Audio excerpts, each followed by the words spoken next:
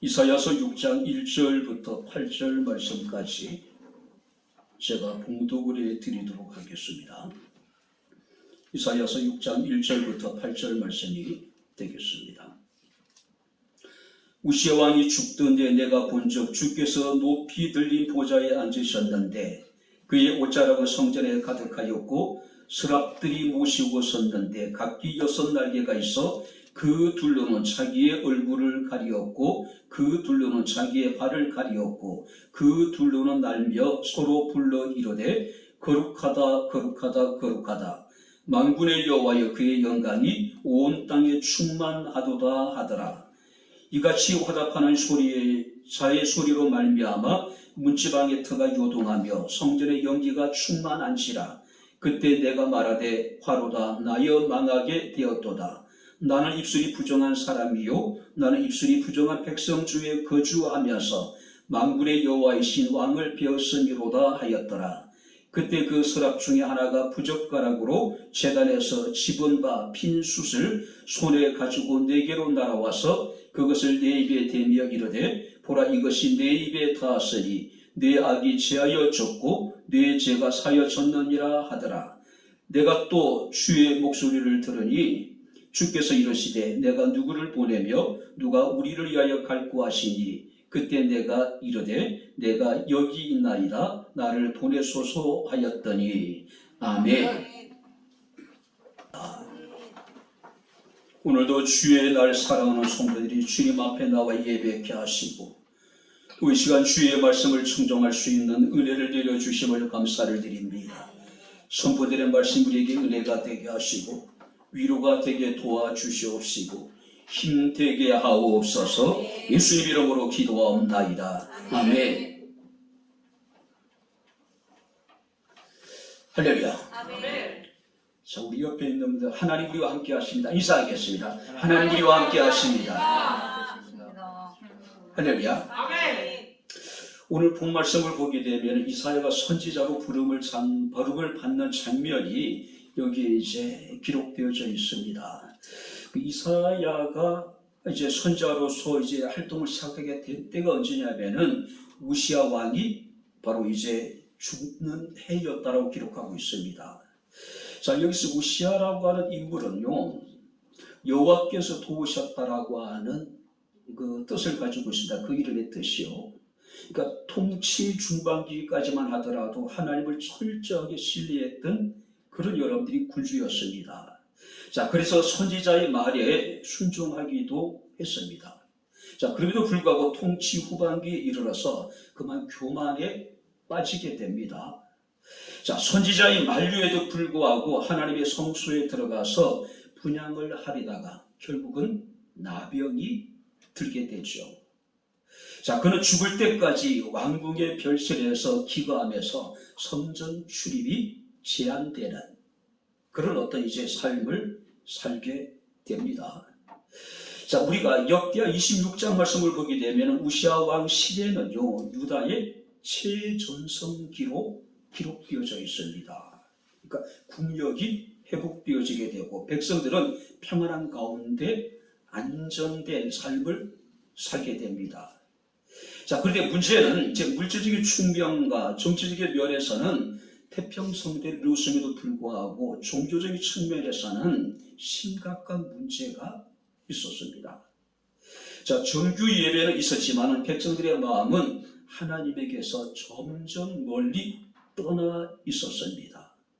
자, 예배의 형식은 있었지만은 영과 진리의 예배가 없었고 하나님의 열심에 대한 하나님을 향한 열심이 식어지기도 했고 또 여러분들이 그들의 향락과 사치 풍조는 더욱더 심각해져만 가는 그런 시기였습니다. 쉽게 얘기하면은 형편은 나아졌는데 신앙적으로 그들이 굉장히 나태한 상태에 이르고 있었다라고 하는 겁니다. 자, 이렇게 이제 이스라엘, 이 유다가 신앙적으로 타락해가고 있는 그런 시대에 주변에 강대국들이 새롭게 부상하기 시작했습니다. 아수르의 디글랏 빌레셋이라고 하는 인물이 등장하게 됩니다. 자, 여기서 아수르라고 하는 것 지금 시리아 지방을 의미하고 있습니다. 자, 디글랏필레셀의 등장은 인근에 있는 다른 이방 민족뿐만 아니라 유다 백성들에게는 심각한 위기가 아닐 수가 없었습니다. 자, 다시 이제 그 팔레스타인 지역의 긴장이 고조되어지고 있는 상황입니다. 이런 시대적인 상황 속에서 이사야가 하나님의 선지자로 부름을 받게 됩니다. 자, 1절 말씀을 보시기 바랍니다. 내가 본적 주께서 높이 들린 보좌에 앉으셨는데 그의 옷자락은 성전에 가득하였고. 자, 이사야는 바로 성전에서 왕이신 하나님을 배웠다. 높이 들린 보좌에 앉으신 하나님을 그가 경험하게 됩니다. 자, 그런데 성경 말씀을 보게 되면은 그의 옷자락은 성전에 가득했다. 자, 옷은 그 사람의 위엄과 그 사람의 신분을 나타내기도 합니다. 자, 특별히 여러분들이 이스라엘 사람들에게 있어서 왕의 옷은요, 짙은 보라색을 가지고 있었습니다. 자, 여기서 이 보라색의 어떤 옷을 입는 그 자체가 왕의 위엄과 왕이라는 것을 사람들에게 나타내게 됩니다. 그러니까 어떤 장신구를 다는 것보다는 이 왕의 의복 자체가 위엄이 있는 것이죠. 그리고 옷자락이 성경 말씀을 보게 되면은 성전에 가득했다라고 하는 것은 옷의 길이가 길수록 그만큼 왕의 위엄이 크다는 것이고 신분이 높다는 것을 의미하고 있습니다. 그러니까 여기선 하나님의 옷자락이 성전에 가득했다라고 하는 것은 하나님의 위엄이 얼마나 크고 대단했는가를 보여주고 있는 거예요. 우리가 조선시대에도 보게 되면은 왕이 입는 옷이 있고, 그 다음에 정삼품 이상의 관리들이 입는 옷이 있고, 정삼품 이하의 관리들이 입는 옷의 색깔이 다 다르죠. 그죠? 우리가 병자호란 때 인조가 삼전도에 와서 이제 청나라 황제 앞에 굴욕적인 항복을 하잖아요. 그때 이제 사전에 청나라와 조선이 구체적으로 그 행사에 대해서 합의를 합니다. 근데 조선 측에서는 인조의 옷을, 일반적으로 조선의 왕이 입는 옷을 입고 청황제에 가서 항복하겠다. 근데 청나라에서는 말이 안 된다. 그래서 이제 인조가 어떤 옷을 입고 나가냐면은 청색 옷을 입고 나가요. 왕의 예복도 아니고 정삼품 이상의 어떤 대신들이 입는 옷도 아니고 정삼품 이하들이 입는 청색 옷을 입고 나가서 여러분들이 자신의 어떤 이제 그 이마를 조아리면서 황제에게 항복하는 모습을 우리가 보게 됩니다. 그러니까 옷이라고 하는 것은 중요한 의미가 있는 겁니다. 그죠? 자, 그리고 서랍들은, 그러니까 여기 서랍이라는 건 천사를 말하는데 6개의 날개가 있었는데 두 날개로는 얼굴을 가리고 두 날개로는 발을 가리고 두 날개로는 날고 있었다라고 이야기를 합니다.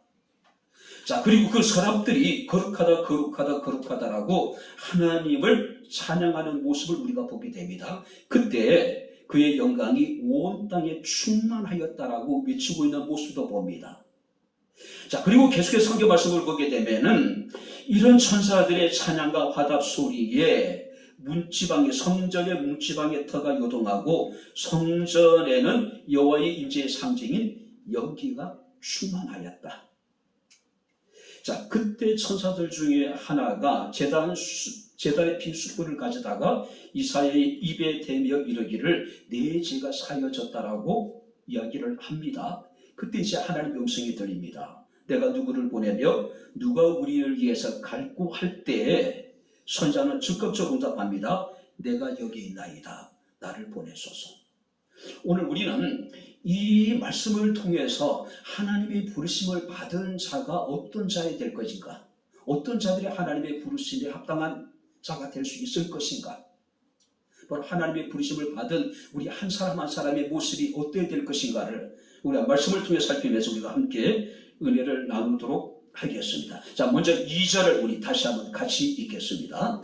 서랍들이 모시고 섰는데 각기 6 날개가 있어 그 둘로는 자기 얼굴을 가리었고 그 둘로는 자기의 발을 가리었고 그 둘로는 날려. 자, 서랍들이 모시고 섰다.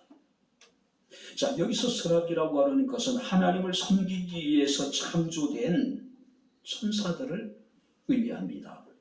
자, 그런데 그 천사들이 하나님을 대면할 수 없었기 때문에 두 날개를 가지고 자기의 얼굴을 가렸다.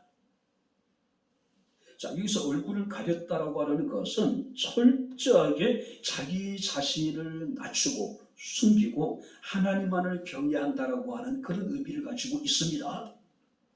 자, 뿐만 아니라 이 천사들은 자신의 발을 가리기도 합니다.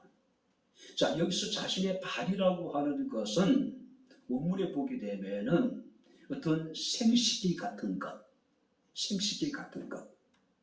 바로 이것은 하나님이 얼마나 크고 하나님이 얼마나 거룩하신 분인가를 나타내고 있는 겁니다.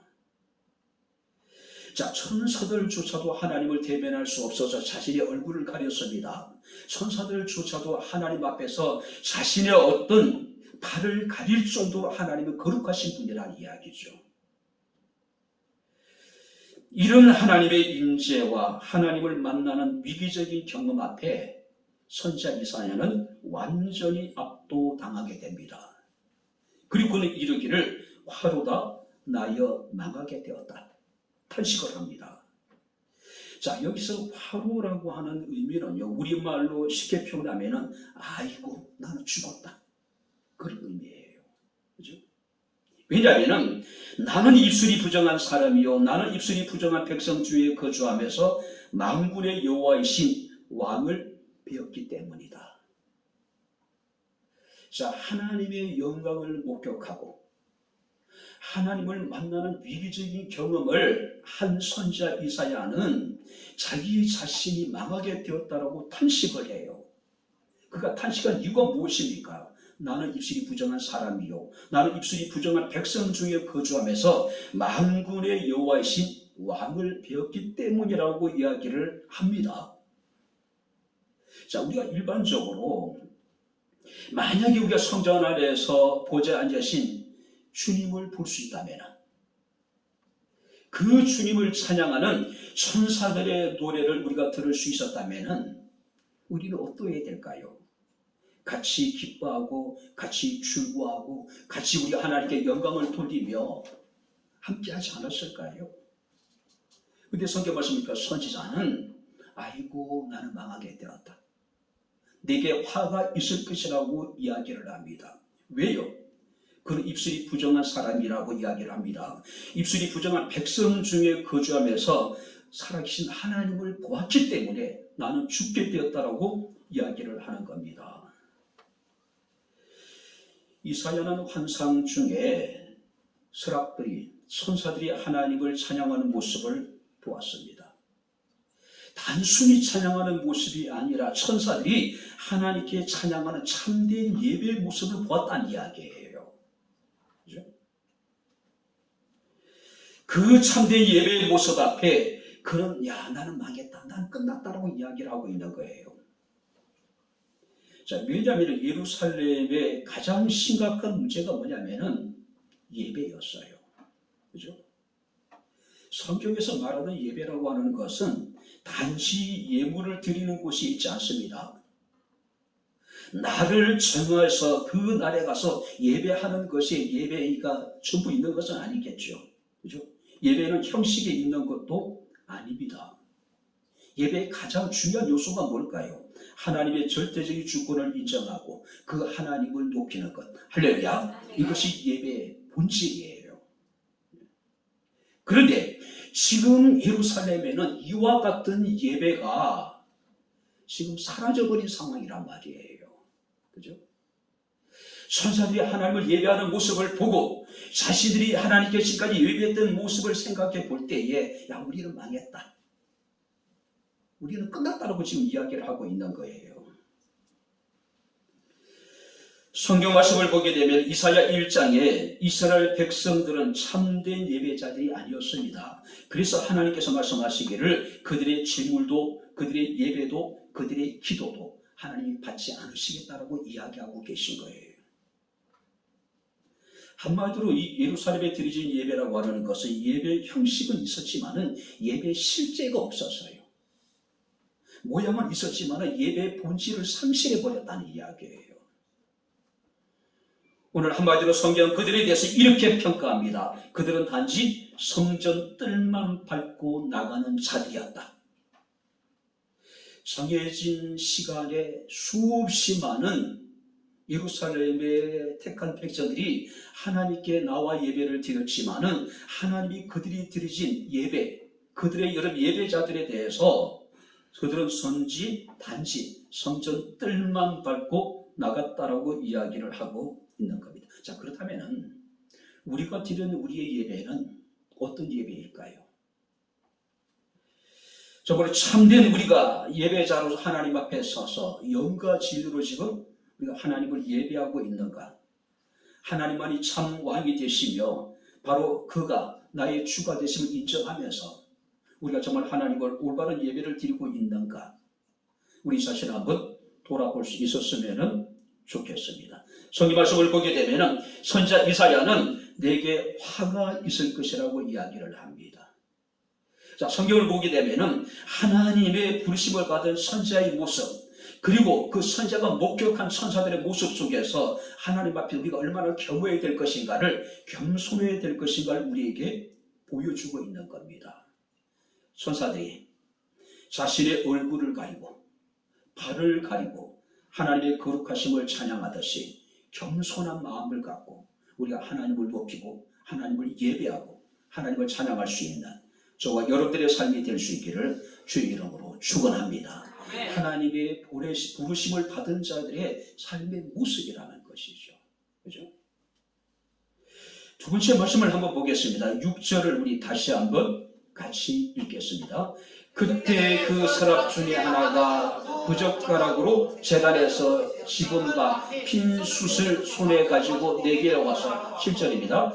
그것을 내 입에 대며 이르되 보라 이것이 내 입에 닿았으니 내 악이 제하여 졌고 내 죄가 사하였으니라. 하나님은 어떤 자를 부르십니까? 그의 입술이 정결한 자, 그의 입술이 깨끗한 자. 자, 하나님의 임재 그리고 하나님을 만나는 위기적인 경험을 통해서 선지자 이사야는 자기 자신의 연약함을 깨닫습니다. 자기 자신의 죄인됨을 고백해요. 그때 천사 하나가 부젓가락으로 단에서 취한 핀숯을 손에 가져다가 그의 입에 댑니다. 그리고 이러기를 이것이 내 입에 닿았으니 내 악이 제하여졌고 내 죄가 사하여졌다. 내 악이 제하여졌고 내 죄가 사하여졌다. 자, 우리가 인간의 죄는 오직 하나님의 제사함의 은총을 통해서만이 사함을 받을 수 있죠. 우리 인간의 스스로 힘으로 우리의 죄를 씻겠다라고 하는 만큼 어리석은 것이 없습니다. 자, 많은 사람들은 스스로 죄를 깨끗게 하기 위해서 종교적인 의무를 다합니다. 수행을 하기도 하고 선을 베풀기도 합니다. 그러나 우리가 종교적인 의무를 다한다고 우리가 수행을 하고 선을 베푼다고 우리가 자신의 죄를 깨끗하게 할 수 있을까요? 불가능하다는 이야기예요. 그죠? 오직 우리의 죄를 깨끗게 할 수 있는 것은 오직 하나님의 은혜입니다. 그리스도의 십자가의 구속을 통하지 않고는 우리의 죄 문제를 누구도 해결할 수가 없다는 이야기입니다. 문제는요, 우리의 죄 문제를 해결하지 않으면은 마지막 날 우리가 하나님 앞에 심판을 받게 된다는 것이죠. 그래서 우리가 히브리서 9장 27절 말씀을 보게 되면은 한 번 죽는 것은 사람에게 정해진 것이요 그 외에는 심판이 있을 것이다. 우리가 자신의 죄를 너무 가볍게 생각할 때가 많이 있죠. 그리고 시간이 지나면서 그 죄가 잊혀진 것으로서 우리는 스스로 잊혀진 죄에 대해서 우리는 자신의 그 자유로움을 느끼는 사람들이 얼마나 많을지 모릅니다. 근데요, 문제는 나는 시간이 지남으로 인해 가지고 내 죄를 잃어버린 죄에 대해서 우리는 생각나지 않기 때문에 스스로 자유롭게 생각을 해요. 문제는 하나님은 그것을 다 기억하신다는 것이죠. 하나님은. 특별히 여러분들 우리가 성경 말씀을 보게 되면은 유다서 1장 15절에 이렇게 기록하고 있습니다. 이 무사람을 심판하사 모든 경건하지 않는 자가 경건하지 않게 행한 경건하지 않는 모든 일에 대해서 심판한대요. 경건하지 않는 자가 경건하지 않게 행한 모든 일에 대해서 하나님은 심판을 합니다. 내가 잃어버린 죄도 하나님 다 기억하실 것이라는 것이죠. 또 하나 여러분들이 죄가 있는데 경건하지 않는 죄인들이 주님을 거스려서 한 모든 완악한 말로 말미암아 그를 정죄하게 될 것이다. 하나님의 심판의 기준은 두 가지입니다. 경건하지 않게 행한 모든 악과 완악한 모든 말에 대해서 심판을 하시겠다는 이야기예요. 자, 근데 성경 말씀 보니까 하나님의 천사가 제단에 핀 숯을 가져다가 스스로 부정하다라고 하나님 앞에 고백하고 있는 선지자의 입술에 갖다 대면서 이르기를 내 죄가 사여졌다라고 내가 깨끗해졌다라고 소문을 선포하고 있는 거예요. 하나님이 부르신 자들은 어떤 자일까요? 바로 정결한 자입니다. 입술이 깨끗한 자들이고 우리의 삶이 깨끗한 자들이에요. 특별히 그리스도인들에게서 가장 여러분들이 경계될 것이 뭡니까? 우리의 입술의 말들이잖아요. 자, 이혜인 수녀의 말을 위한 기도라고 하는 시에서 이런 글귀가 있더라고요. 참으로 아름다운 언어의 집을 짓기 위해 언제나 기도하는 마음으로 말하게 하소서. 우리가 일상생활 속에서 수없이 내뱉는 그 말들이 기도하는 마음으로 말하게 하소서. 기도하는 마음으로. 한마디의 말도 허투루 해서는 안 된다는 이야기입니다.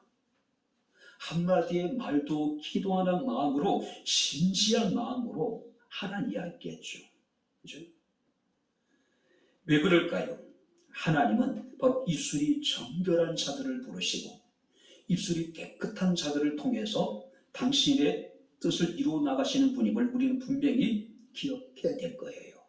그래서 하나님께서는 이사야를 부르실 때에 제단에 핀 숯으로 이사야의 입술을 깨끗하게 하신 것이죠. 단지 입술만이 깨끗해진 것이 아니라 그의 모든 죄가 깨끗하여지게 된 것이겠죠.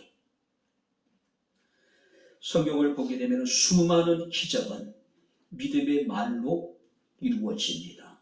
사랑의 말, 감사의 말, 위로가 되고 격려가 되고 힘이 될 수 있는 그런 우리 입술에 고백들이 되어주시기를 주의 이름으로 축원합니다. 하나님이 그런 자들을 통해서 당신의 뜻을 이루시는 분이기 때문에 그래요. 자, 마지막으로 여러분들이 8절 말씀을 다시 읽겠습니다. 내가 또 주의 목소리를 들으니 주께서 이르시되 내가 누구를 보내며 누가 우리를 위하여 갈구하시니 그때 내가 이르되 내가 여기 있나이다 나를 보내소서 하였더니 하나님 앞에 자신을 가리운 사람 그리고 하나님 앞에서 그의 입술이 깨끗하여지고 그의 죄가 사여진 자 그리고 하나님의 세 번째 어떤 자를 여러분들이 부르십니까? 주의 음성에 예민한 사람들 주의 음성에 자, 내가 누구를 보내며 누가 우리를 위하여 갈구할 때 선지자 이사야는 즉각적으로 반응합니다. 내가 여기 있나이다. 한번 따라해 보시기 바랍니다. 내가 여기 있나이다. 나를 보내소서. 할렐루야. 지금도 하나님은 당신의 택한 자들을 부르시고 계십니다. 지금도 하나님께서는 우리의 삶의 현장에서 당신의 뜻을 이룰 수 있는 자들을 찾고 계셔요. 많은 사람들은 끊임없는 하나님의 음성을 들음에도 불구하고 하나님의 음성에 우리가 예민하지 못하는 사람들이 얼마나 많은지 몰라요. 하나님의 음성에 그의 마음이 여러분들이 무뎌져 있는 사람이 얼마나 많은지 모릅니다. 특별히 여기 말씀을 보게 되면은 누가 우리를 위하여 갈구할 때 선지자 이사야가 내가 여기다 적극적으로 대답합니다. 적극적이에요. 자, 우리가 일반적으로 누가 나를 위해 갈구할 때 우리는 뭐라고 얘기할까요? 하나님, 내가 무슨 일이 될까요? 하나님, 어떤 일을 원하십니까? 선지자는 그것을 묻지 않습니다. 주어질 사명이 무엇인지 미리 묻고 확인하고 결정한 것이 아니에요. 그죠? 자신에게 어떤 사명이 주어질지 알지 못했지만은 그는 하나님의 음성을 듣고 적극적으로 대답하는 겁니다. 내가 여기 있나이다. 내가 여기 있나이다. 무엇을 어떻게 할 것인가는 중요한 것이 아니었습니다. 오직 하나님의 부르심에 대해서 선지자 이사야는 즉각적으로 자원하는 마음으로 내가 여기 있나이다. 나를 보내소서. 내가 여기 있습니다. 나를 보내소서. 어디로 가야 될지, 어떤 일이 있겠지, 어떻게 알고 있어요? 그죠? 모른단 말이에요. 우리에게 가장 필요한 것은 내가 무엇을 하는 것이 아니라 주님 나를 어떻게 쓰시길 원하시는 것을 아는 것이고 주님의 뜻대로 순종하는 것이 우리에게 가장 중요한 것이에요. 그런데 우리는 가장 관심을 가지는 것이 뭡니까? 내가 무엇을 해야 되는지, 그리고 그 일을 행해서 내가 얻게 되는 것이 무엇인지, 우리는 그것에 관심이 많아요. 그죠? 근데 선자는 오직 하나님의 부르심에 즉각적으로 순종하는 겁니다. 무엇을 해야 될지, 내가 어디로 가야 될지 그건 알지 못했단 말이에요. 오직 하나님의 부르심을 사람들에게 필요한 것은 하나님의 음성을 듣고 겸손하게 순종하고 깨달은 바를 그대로 결단하고 실천할 수 있는 것. 우리의 믿음이 여기까지 이루어야 되지 않을까요? 자신의 실존을 깨달았습니다. 자신의 지혜임을, 그리고 하나님의 부르심에 즉각적으로 응답했습니다. 그가 내게 무엇을 명하시든지, 그가 나를 어디로 보내시든지 내가 순종하겠다라고 하는 선지자의 모습을 우리가 볼 수가 있는 겁니다.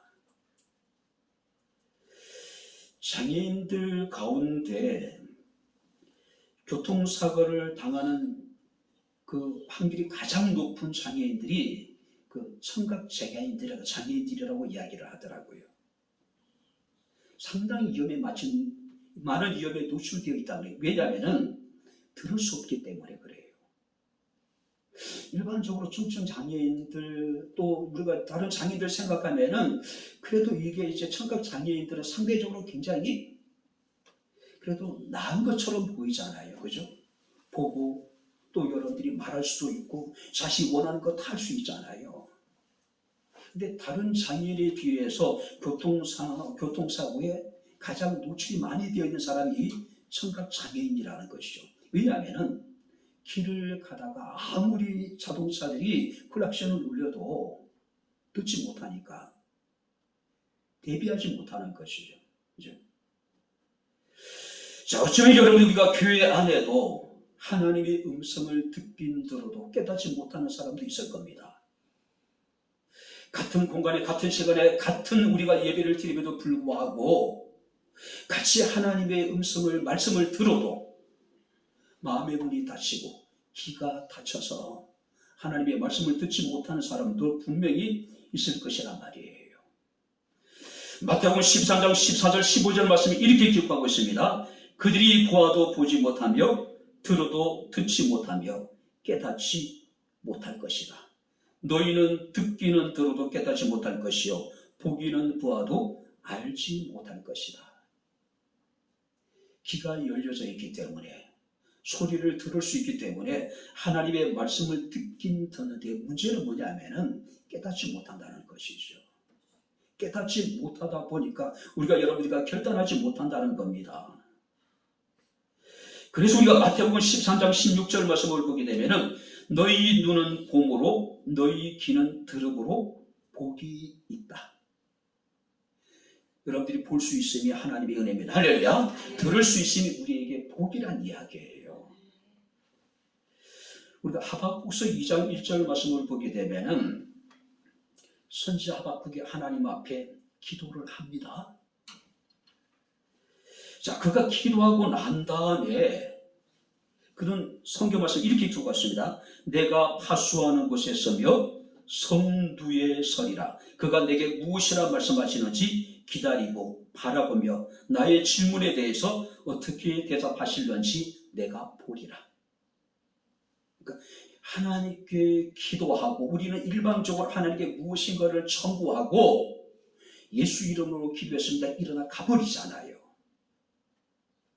근데 선지자는 하나님께 기도하고 난 다음에 마치 파수꾼이 성루에 올라가서 적의 동태를 감시하듯이 파수꾼이 새벽을 기다리면서 앞을 주시하듯이 온전히 하나님만을 바라보며 하나님께 자신에게 무엇이라 말씀하시는지 기다리고 바라며 어떻게 대답하실지 내가 보겠다라고 이야기를 하고 있는 겁니다. 그러니까 내가 하나님께 구하는 것도 중요하지만 더 중요한 건 뭡니까? 하나님의 음성을 듣는 겁니다. 할렐루야. 아무리 우리가 많은 시간을 기도해도 우리가 하나님의 음성을 듣지 못한다면 그 기도는 공허할 수밖에 없는 것이죠. 근데 대부분의 사람들은 기도하고 난 다음에 잠잠히 하나님의 음성을, 하나님의 응답을 기다리지 않아요. 물론 믿음이 너무 좋아서 그럴 수 있을 것 같아요. 내가 굳이 기도하고 하나님의 응답, 하나님의 음성을 듣지 않더라도 하나님이 내 기도에 응답해 주실 것이라고 믿음이 있기 때문에 그럴 수 있는지 모르겠죠. 그런데 만약에 우리가 입장을 한번 달리 생각해 보세요. 누군가가 나에게 무엇인가를 청탁을 했는데 내가 대답하기도 전에 그가 일어나서 가버린다면 얼마나 불쾌하겠어요. 그죠? 몇 시간을 기도하는 것도 중요합니다. 그러나 더 중요한 건 뭐예요? 하나님의 음성에 귀를 기울이는 것. 하박국 선지자가 하나님께 기도하고 난 다음에 그가 내게 무엇이라 말씀하시는지 기다리고 바라보며 나의 질문에 대해서 어떻게 대답하시는지 보리라. 그가 내 기도에 대해서 어떻게 응답하실는지 내가 끝까지 보겠다는 이야기예요. 그죠? 찬송가 442장에 마일지라고 하는 분은 풀잎에 맺힌 이슬을 보면서 이런 찬양을 합니다.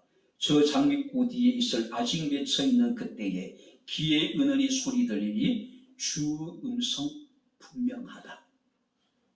풀잎에 맺힌 이슬을 보면서도 주님의 음성을 들을 수 있었다는 것이죠. 왜냐하면 영적으로 그가 굉장히 예민했다는, 민감했다는 이야기죠. 하나님의 음성에. 열왕기상 19장에 보게 되면은 갈멜산에서 바알 선지자들과 더불어 영적인 전투를 승리하죠. 엘리야가. 그리고 아세라와 바알 선지자를 다 죽여버리죠. 자, 근데 이 이유가 문제입니다. 그 소식을 들은 아합 왕이 아내였던 이세벨이 선지자 엘리야를 죽이기로 마음을 단단히 먹습니다. 반드시 죽이겠다는 이야기예요. 이세벨을 피해서 도망을 갑니다. 그가 호렙에 이르게 되었을 때에 두림에 사로잡혀 있는 엘리야에게 하나님이 찾아오십니다. 성경 말씀을 보게 되면은 산을 가르고 바위를 부수는 크고 강한 바람에서 여호와를 찾을 수가 없었다. 지진 가운데서도 여호와께서 계시지 않았고 불 가운데서도 여호와께서 계시지 않았습니다. 오직 하나님께서는 세미한 음성 가운데 당신 자신을 엘리야에게 나타내신 거예요. 세상이 너무 소란하고 내 목소리가 너무 크다 보니까 우리는 세미한 가운데 우리에게 말씀하시는 주의 음성을 놓칠 때가 얼마나 많은지 몰라요. 저는 섭씨라고 하는 말을 자주 이야기를 합니다. 섭씨. 여러분, 여기 섭자라고 하는 것은 저는 속삭일 서, 그러니까 소금 그릴 서, 그러니까 기 이자가 세 개가 이렇게 있어요. 여기 시라고 하는 것은 보일시. 자, 우리가 기독교의 계시라고 하는 것은 가려져 있는 덮개를 여러분들이 이렇게 걷는 겁니다. 숨겨져 있는 것을 털어내는 것이 계시예요. 근데 저는 우리 하나님에 대해서 섭씨하시는 하나님이라고 표현을 하고 싶어요. 섭씨가 어떤 의미일까요? 속삭일 섭에다가 보일시. 하나님은 작은 소리로 내 귀에 귓속말로 속삭이신 하나님. 할렐루야. 작은 소리로. 여러분들과 누군가의 귀에 말을 한다라고 하는 것은 그만큼 두 사람의 관계가 가깝다는 것이죠. 제가 아무리 백향목교의 성도들을 사랑한다 하더라도 제가 여러분들의 귀에다가 귓속말을 하기 쉽지 않아요. 우리 수요인들이 저를 사랑한다 하더라도 아마 여러분들 우리 여자 지사님들 권사님이 제 귀에 여러분 귓속말을 하기가 쉽지 않아요. 그렇지 않습니까? 제가 귓속말 할 수 있는 사람은 뭐 제 아주 가까운 뭐 제 아내라든지 제 아들이라든지 그죠? 그렇잖아요. 근데 하나님은 우리에게 섭씨하신 하나님. 작은 소리로 내 귀에 속삭이시고 귓속말로 하나님의 뜻을 우리에게 알리시는 하나님.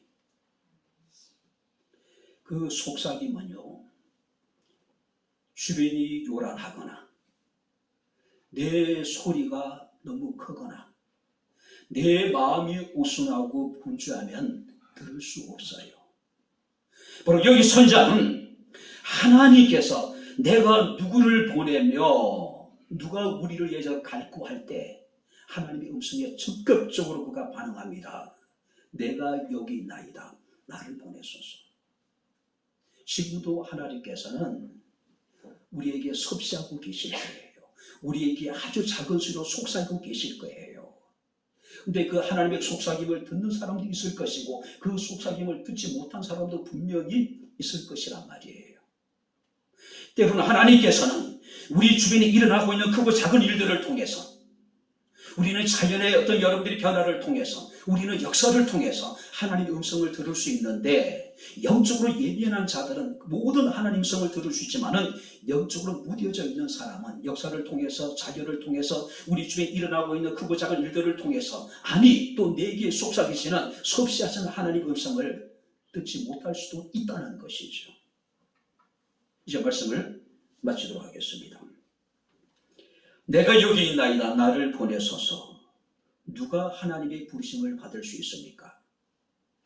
하나님 앞에 겸손한 자이고 자기 자신이 죄인임을 인정하고 하나님 앞에 제사함을 받은 자들이요, 하나님의 음성에 즉각적으로 응답하는 자들이 하나님의 부르심을 받은 자임을 우리가 보게 됩니다. 내가 여기 있나이다. 창세기 22장 말씀을 보게 되면 하나님이 아브라함을 시험하시기 위해서 그를 부르셨습니다. 아브라함아, 아브라함아. 그때 아브라함이 즉각적으로 내가 여기 있나이다라고 하나님의 부르심에 응답을 합니다. 내가 여기 있나이다. 반면에 창세기 3장 말씀을 보게 되면 하나님이 금하신 선악을 알게 하는 나무의 실과를 따먹은 아담이 두려움에 수풀에 숨어서 나뭇가지로 자신의 치부를 가립니다. 그때 하나님이 아담아 내가 어디 있느냐라고 찾으셨어요. 아담은 하나님의 부르심에 내가 여기 있나이다라고 차마 대답할 수가 없었습니다. 성경 이렇게 기록하고 있습니다. 오히려 그들은 하나님의 음성을 듣고 두려워서 숨었나이다. 하나님 오늘도 당신의 뜻을, 당신의 사명을 맡기기 위해서 사람들을 찾고 계십니다. 우리 하나님께서 우리에게 말씀하십니다. 내가 누구를 보내면 누가 우리를 위해 갈구할 때 여러분들은 하나님 앞에 어떻게 응답하시겠습니까? 내가 여기 있나이다.